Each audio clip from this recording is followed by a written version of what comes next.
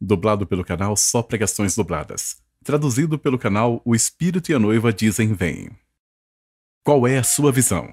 Sermão pregado por Leonard Ravenhill aos 87 anos em seu último culto na Calvary Commission, em 14 de setembro de 1994. Infelizmente o sermão não foi gravado, foi feito apenas este registro escrito.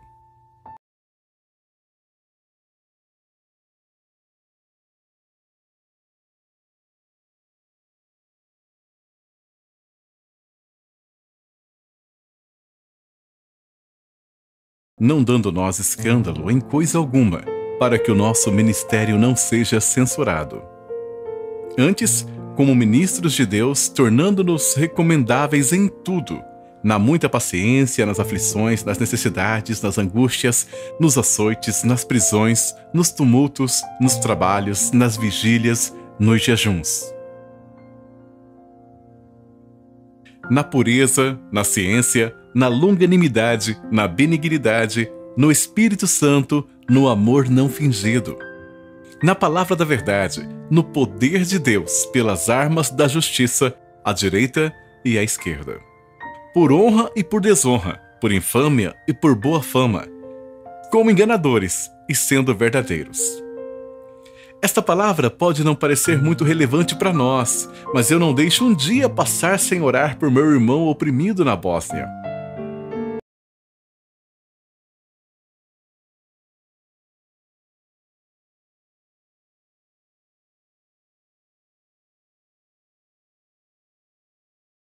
Se sentar, se bater palmas, tocar os pés e cantar. Minha esperança está firmada em nada menos do que no sangue e a justiça de Jesus. Mas e quando você chega à terceira estrofe? Quando toda a minha alma cede.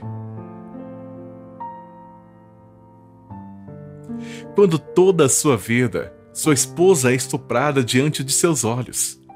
Você não tem vida, não tem igreja, tudo se vai, você é arrastado pela cidade. Isso é o que está acontecendo lá agora, mesmo enquanto estamos aqui. Eu não acho que valorizamos nossos privilégios como deveríamos. Paulo fala sobre remir o tempo, aproveitar as oportunidades, das coisas que desperdiçamos. Certamente perdemos muito tempo.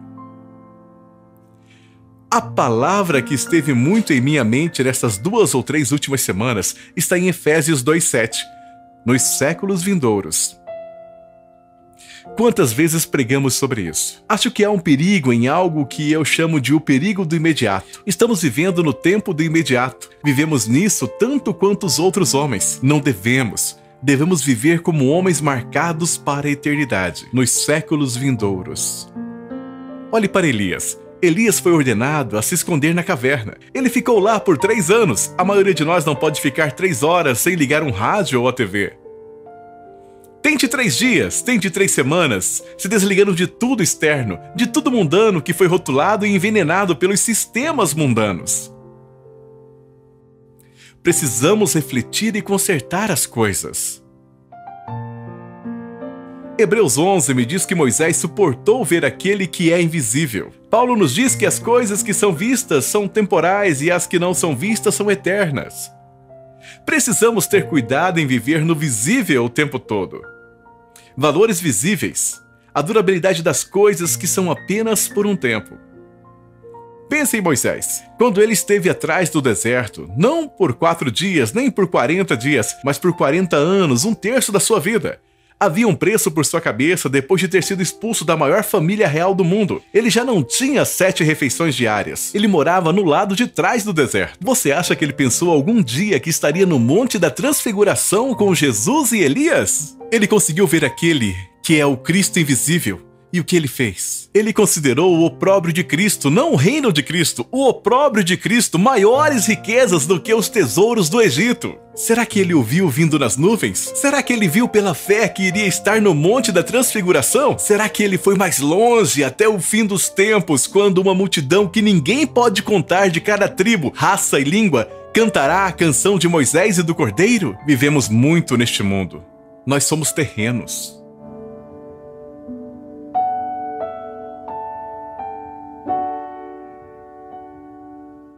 Quantos de nós conhecemos alguém que está consciente da eternidade? O que a América precisa é alguém que passará por todas as igrejas do país e pregará por uma semana sobre a eternidade, que pregará um dia sobre o tribunal de Cristo, um dia sobre o julgamento dos crentes e um dia sobre as bodas do Cordeiro. Mais uma vez, eu já lhes disse antes, eu não quero só ir para o céu, quero ir para as bodas do Cordeiro. Eu não quero apenas ir para as bodas, eu quero fazer parte da noiva.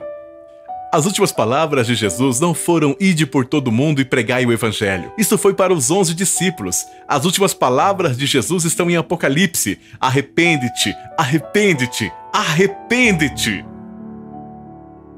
Para o que Jesus está vindo? Uma noiva. A palavra de Deus diz que ele está vindo para uma noiva sem mancha, sem ruga ou qualquer coisa semelhante. Você acha que a igreja está assim hoje?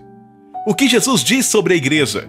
Que ela está pobre, miserável, nua, cega e deplorável. Um tempo atrás eu fui a um casamento da filha de um milionário. Quando a noiva desceu o corredor, foi como se uma voz me dissesse: olhe. Eu olhei para ela estava muito bem vestida, muito educada, muito brilhante. Enquanto eu olhava para ela descendo o corredor, eu pensei: Jesus está vindo para uma noiva que é pobre e miserável. Se eu fosse um artista, eu iria pintar a noiva em uma muleta, uma perna quase seca, vestindo trapos, o resto das roupas desalinhado como uma mulher nas ruas. Pobre, miserável, nua, cega e deplorável. Então algo tem que acontecer à igreja antes que o Senhor Jesus volte.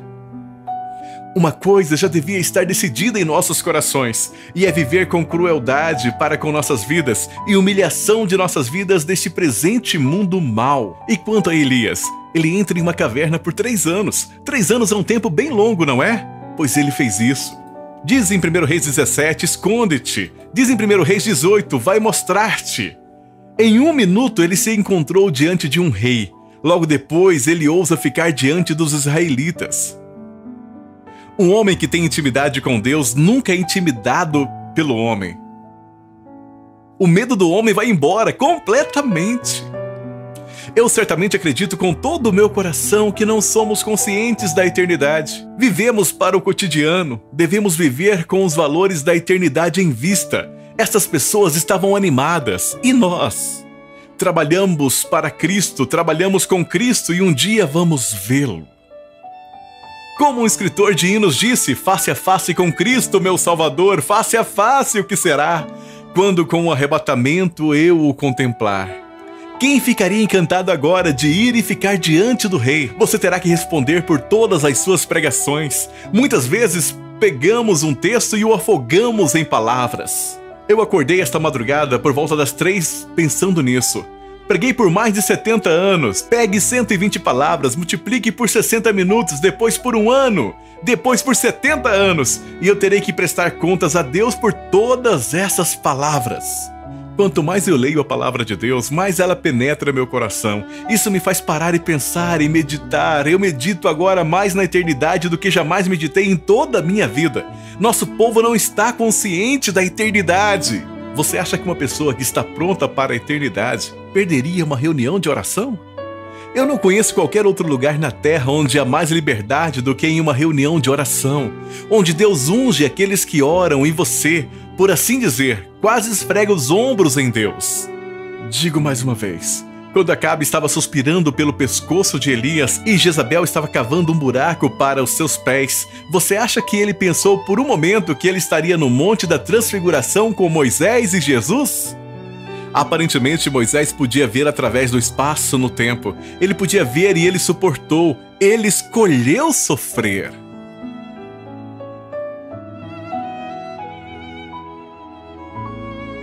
Imagine que você tivesse 20 ou 30 anos na Bósnia ou em um desses países hoje. Você não teria uma casa para ir para casa.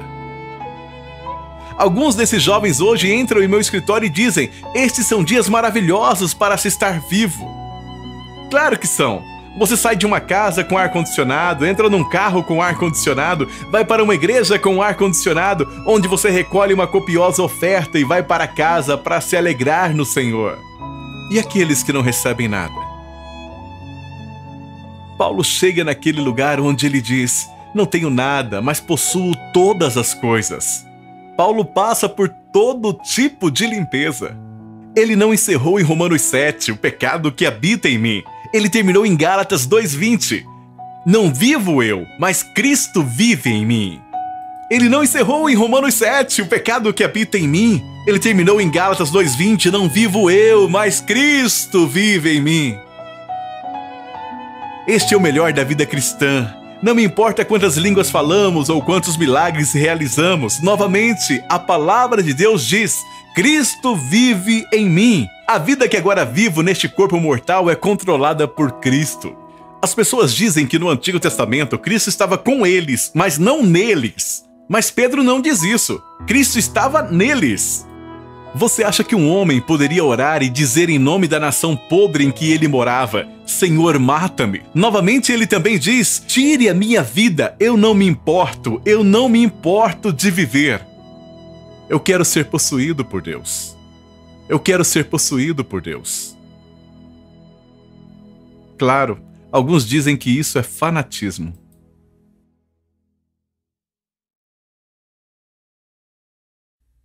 As pessoas ficam cansadas de ouvir sobre todos os problemas da Bósnia, mas elas não podem esperar para ouvir o que está acontecendo com a greve do beisebol. E eu estou falando sobre homens no ministério, me refiro a pregadores. Eles saem correndo da igreja para casa domingo de manhã e vão assistir beisebol ou futebol. Então eles estão tentando servir a dois senhores. Ninguém pode fazer isso. Você só pode servir a um Senhor. Quanto mais eu leio essa palavra, mais percebo que Cristo não veio apenas me levar à cruz, como Paulo diz em Romanos 6. Você pode ser crucificado com ele. Mas acho que a coisa mais incrível que Jesus disse é: o príncipe deste mundo vem e ele nada tem em mim. Ele desperdiça seu tempo tentando Jesus. Ele passou por 40 dias de tentações e provações implacáveis. Depois disso, ele foi removido da sinagoga e depois disso, ele está sendo apagado o tempo todo. Ele nasceu fora, nós cantamos. Jesus nasceu em uma manjedoura. Ele foi enterrado fora, porque ele contaminaria a cidade se o enterrássemos dentro. E ele ainda está fora da igreja. Isso não é incrível? No livro de Apocalipse, Jesus ainda está fora da igreja e batendo na porta, tentando entrar. Para quantas igrejas ele teria que dizer isso hoje? Devemos permitir que Deus esteja no controle total de nós, sem ambições próprias, sem qualquer preocupação senão glorificar o Pai. Não resta mais tempo. Como eu disse na noite passada, crentes, nós não estamos nos últimos dias, estamos no último dos últimos dias. Em Hebreus 1 diz: Deus, que em diversas ocasiões e em vários modos falou, tem nesses últimos dias falado por seu Filho. Isso foi há 2000 anos. Quanto à leitura do livro de Apocalipse, fala de coisas que logo passarão. O Dr. Tozer costumava me dizer com muita frequência que estamos no último capítulo de Apocalipse. Mais e mais e mais nós devemos ser a luz neste mundo de trevas. Talvez você não saiba o privilégio maravilhoso que é ser um exemplo para os jovens. Mostre a eles que você não está preso ao dinheiro, você não está preso às posições, você não está preso tentando ser o melhor pregador da sua denominação. Viva perto de Deus dia a dia. O Espírito dá testemunho. John Wesley pregou isso mais do que qualquer outra pessoa. Nunca ouvi ninguém pregar sobre Romanos 8,16. O Espírito dá testemunho com o nosso espírito. Nos Atos dos Apóstolos diz o mesmo. Somos testemunhas, assim como o Espírito Santo. Não precisamos de reconhecimento externos. Não precisamos de rótulos externos. Quando penso o que significa em Judas orar no Espírito Santo, significa mais do que apenas línguas. Significa que o Espírito Santo corre em mim. Se eu estiver cheio do Espírito Santo, o que aflige o Espírito Santo me entristecerá. Não se trata de alegria ou emoção. Os discípulos pediram ao Senhor: ensina-nos a pregar? Não! Eles ouviram o Sermão do Monte, o maior sermão já pregado, mas eles nunca disseram: Senhor, ensina-nos a pregar. Jesus cantou um hino e entrou no Getsêmani. Acho que ele cantava com frequência, mas eles nunca disseram: Senhor, ensina-nos a cantar. Eles nunca disseram: Senhor, ensina-nos a rir. Não, eles disseram: Senhor, ensina-nos a orar. Se eu pudesse voltar no tempo, acho que passaria mais tempo na palavra de Deus e entrando nas profundezas de vidas de homens como o Hyde de oração, John Nelson Hyde. Me falaram sobre um homem cujo amigo estava com o Hyde de oração. Ele disse: eu estava na Índia para uma convenção e eu pedi pelo privilégio de orar com o Hyde de oração. John Hyde disse: vou orar amanhã de manhã. Quando fui para orar, eram 9 da manhã. Então alguém bateu na porta e eu pensei: você acaba de começar a orar e alguém interrompe. Então houve outra batida na porta e eu não me movi. O Hyde de oração não se moveu, então alguém abriu a porta e disse: são 15 para as 3, você vai pregar às 3. Eu estive de joelho de 9 da manhã às 3 da tarde, nem sabia para onde o tempo tinha ido. Foi uma experiência maravilhosa ouvir esse homem derramar seu coração em oração. Não estou dizendo que todos alcançam esse nível, mas acredito que a melhor coisa que podemos fazer é orar. Toda vez que oro, não quero que Deus me torne popular, não quero ter a maior igreja da cidade. Jesus nunca teve a igreja de crescimento mais rápido. Na verdade, a igreja dele diminuiu e diminuiu até um dia restarem apenas 11 e ele disse: vocês também vão embora? Eu não acho que devemos orar para que Deus tire as pessoas. O que estou dizendo é isso. Você deve se aproximar do coração de Deus. Eu confio que Deus lhe dará esse privilégio de ter trabalho árduo que muitas poucas pessoas tiveram. Paulo tinha isso. Eu acho que não passa um dia sem eu pensar em Paulo no trabalho de parto. Olhe para a sua base teológica. Olhe para a Epístola dos Romanos. Olhe sua Epístola aos Efésios. E, no entanto, com tudo isso, ele ainda ansiava para chegar perto do coração de Deus. Pois eu até desejaria ser amaldiçoado, minha própria morte. Eu não acho que você tenha que morrer a morte de um mártir para ser um mártir. Você pode ser um sacrifício vivo. Você pode morrer para as vantagens, você pode morrer para as tentações, você pode morrer para os privilégios. Você pode morrer para todas aquelas coisas que não melhoram sua vida espiritual, que não somam a visão espiritual, que não se somam à compreensão espiritual. Quando Deus trabalha em mim, Ele é tão diferente do conceito teológico que eu tive um dia. Não viva no imediato. Lembre-se, Moisés viu Jesus à distância. Veja que Jesus está vindo para governar a terra, não para morrer, não para ser empurrado, mas Ele está vindo para governar a terra. A palavra de Deus diz que pelo menos alguns irão reinar com Ele. Quem? Quem vai reinar com Ele?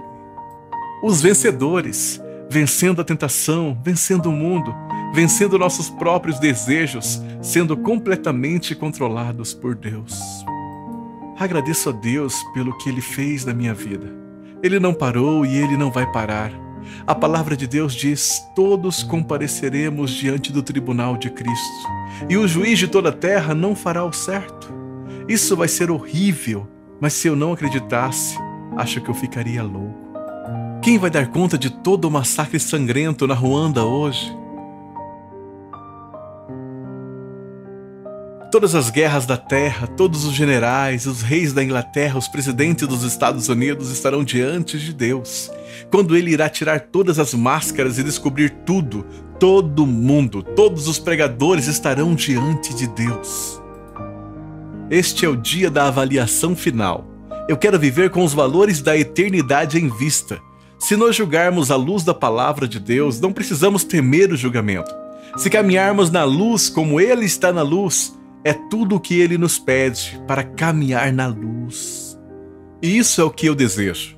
Que vocês tenham mais visão do que eu já tive, mais poder do que eu já tive, mais compreensão do que eu já tive.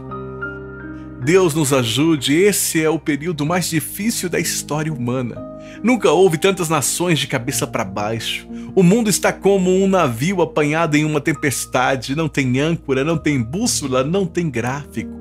Eu acredito, irmãos, que vocês viverão para ver muitos de Washington implorando a Igreja de Jesus Cristo para trazer libertação. Eles ignorarão isso, rirão disso, eles desprezarão isso, mas eles chegarão a um lugar que ficarão tão desamparados politicamente, tão indefesos financeiramente, tão desamparados moralmente que terão que invocar a Deus. Ele é a única resposta certa. Uma coisa que me impressiona quando estudo a vida de Noé é que não há menção à sua vida de oração. Mas quando eu venho a Ezequiel 14, os 3 homens mais justos que já viveram, Noé é um deles, Jó é outro e Daniel. Que orações impressionantes eles ofereceram, mas chegará um momento em que Deus não vai te ouvir mais. Um colega me disse: acabei de terminar os 3 anos do seminário. Eu perguntei a ele: alguém pregou um sermão sobre a eternidade? Não. Você ouviu algum sermão sobre o tribunal de Cristo? Não. Alguém pregou um sermão sobre a noiva de Cristo? Não. O homem explodiu em lágrimas. Eu disse: em nome de Deus, por que você vai ao seminário? Para aprender a enterrar os mortos?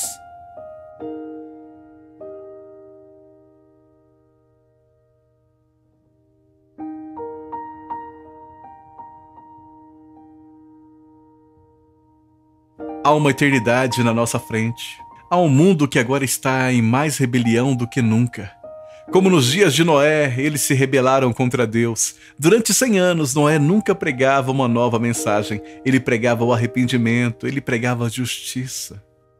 Alexander White costumava dizer: você pode pregar sobre cura divina, você pode pregar sobre profecia, pode pregar qualquer coisa, mas não pode pregar a justiça. As pessoas não vão permitir. Ainda espero que Deus derrame seu espírito em toda a carne. Que Ele derrame seu espírito, não a nossa coisa artificial. Nós rimos e assistimos a TV a noite toda. Quando o fardo do Espírito Santo se apodera de você, você experimenta o que acontece no avivamento. Penso que a pregação do avivamento é uma cirurgia cardíaca aberta. A outra pregação não é a semelhança da mensagem. Estou tentando dizer que é tão ruim quanto é. Estamos vivendo na hora mais crítica da história humana, mas Deus não desistiu. Ele ainda não está disposto a deixar qualquer pessoa perecer. Ele ainda ama homens e mulheres. Eu quero estar naquele lugar onde eu posso suportar as dores do parto. Durante anos eu encerrei todas as noites de oração do mesmo modo. Eu dizia: ó Senhor, não me diga naquele grande dia. Ravenhill, eu tinha muitas coisas para te dizer, mas você não poderia suportá-las. Você não conta os segredos de sua família aos seus filhos pequenos. Você quer falar com alguém que entenda. Eu acredito que Deus quer nos dar ouvidos para ouvir. Eu acredito que Ele quer nos dar novo entendimento. Eu acredito que Ele quer nos dar nova revelação.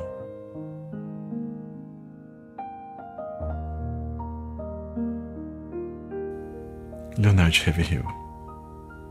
Louvado seja o nome do Senhor. Qual é a sua visão? Qual é a sua visão? Bendito seja o nome do Senhor. Obrigado. Obrigado.